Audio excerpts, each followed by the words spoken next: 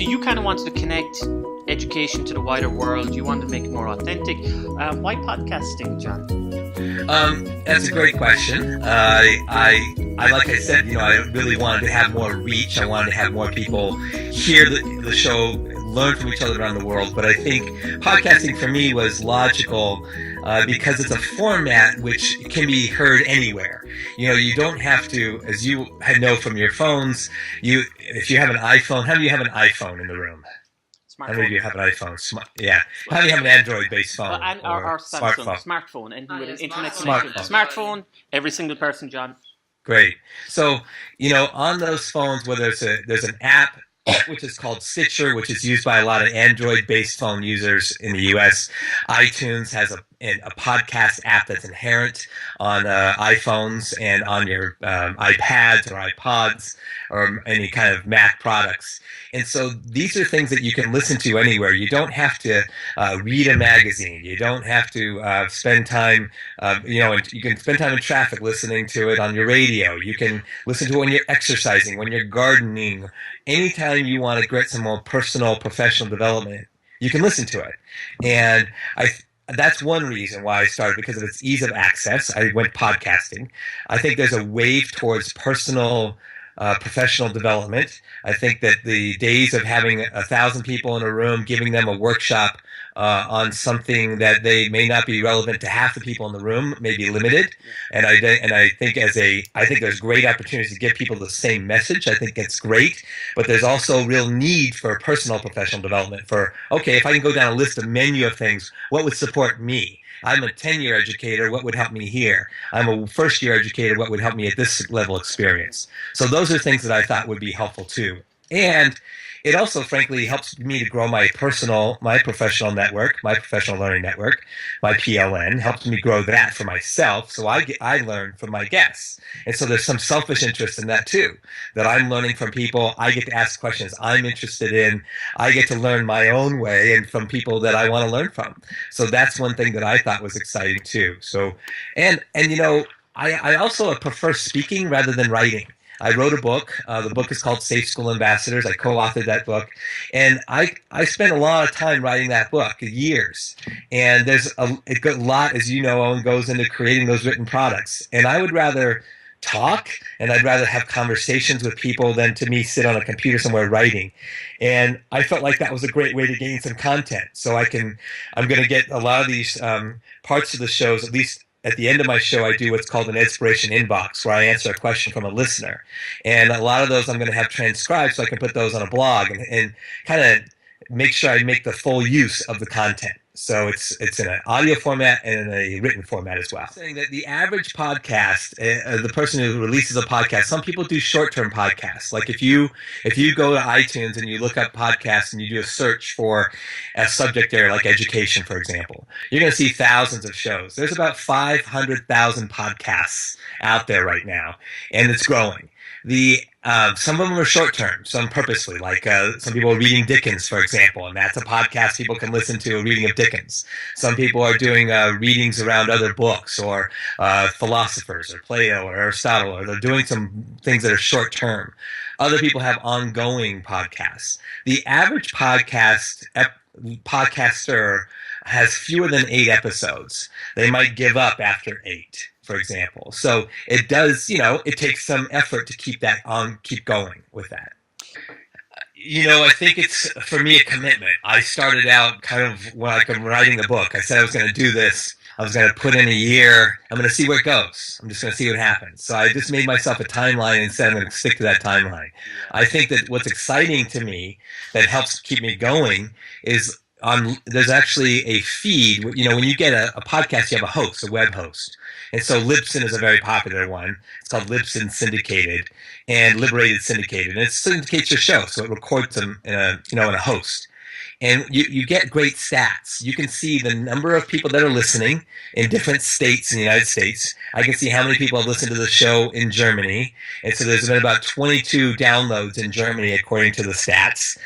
So I know that we can grow that by at least 1, 2, 3, 4, 5, 6, 7, 8, 9, 10. So I know we can grow that number. And I can see it growing in Australia. It's now being listened to in over 30 countries around the world. And I think it's now up to 40. So there's been a couple of downloads in Russia. So it's exciting to know that people are hearing it. And that actually keeps me going too. Yeah.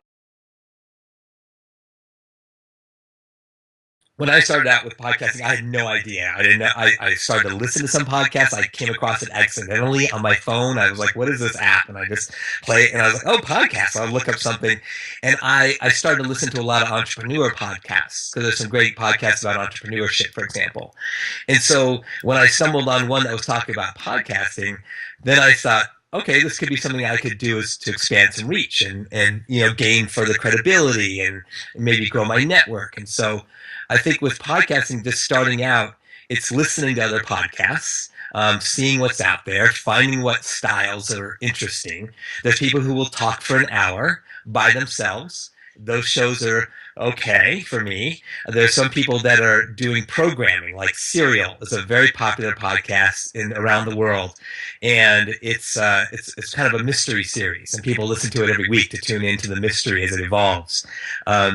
And getting started in podcasting is, I think, starting there, listening to them.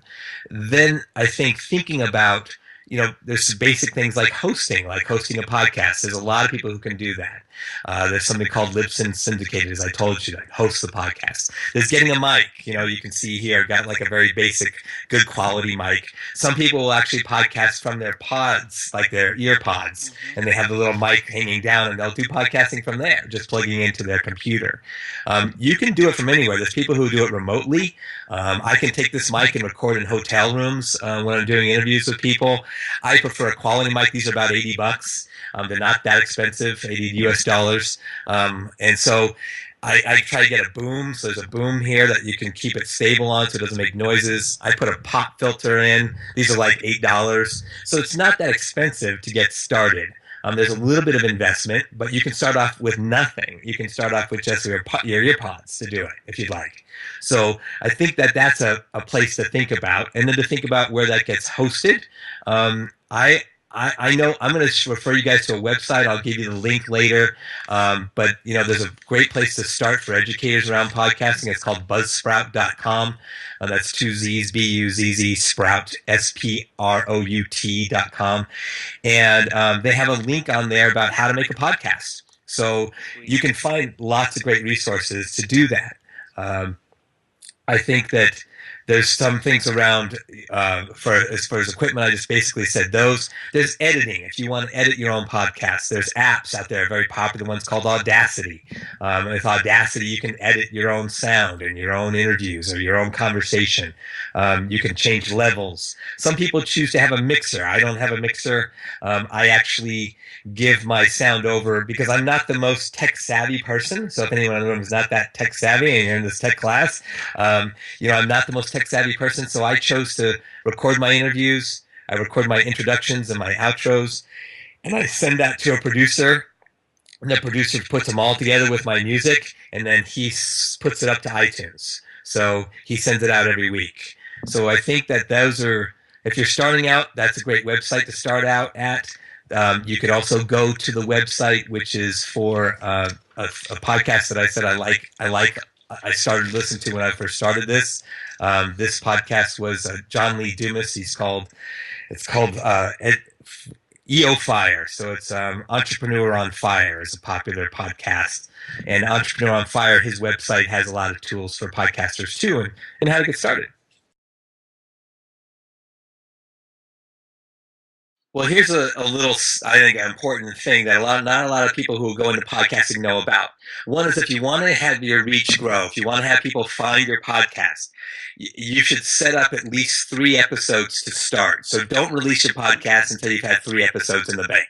Once you get 3 in the bank, you can release those 3. What that does is it increases the number of downloads when people first find your show. So if I had 100 people listening to one show, that's 100 listeners. But if those 100 people find the show all 100 and download all 3, there's 300 downloads, right? So 3 to 4 is kind of the max to start out with on a podcast. The goal is to be seen, and I think that iTunes has a new and noteworthy section when you release a podcast. And if you get up in that new and noteworthy, and it's not that hard in education to do that. It is not that hard to do that, to get a new noteworthy. I don't think it's that hard if you do it right, to release it, and then you can get new and noteworthy and people can find you. I think that's one key. But also then, having good guests, a quality show, is a real important piece of that. I think that sound quality is important. Sometimes I'll listen to a podcast and I'll listen to about 5 minutes of it, and it's not good. It's slow. I don't listen to it. It just doesn't interest me. So I think having good, if you have guests, have good guests. If you have sound, have decent quality, like maybe a decent mic.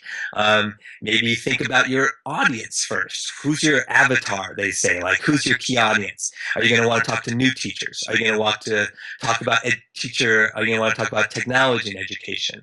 Are you going to want to talk about philosophy in education, writers in education? Any particular area of education you want to talk about, math.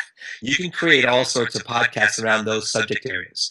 So think about who your specific audience is. I think is a big start to that too, so you can start to frame your show. One more thing I'd say about that is, don't get it perfect. Just do it. Just start it and just begin the process. Don't wait to get it right. Don't wait to get the perfect format. Just start figuring it out. I listen to my shows. I've only had about 35 shows, about 35 weeks I've been going. And I listen to my first couple of shows and I go, ow, like that just, I know that's so much different now from when I started, but it doesn't matter. It's just a continual, ongoing development I think is important.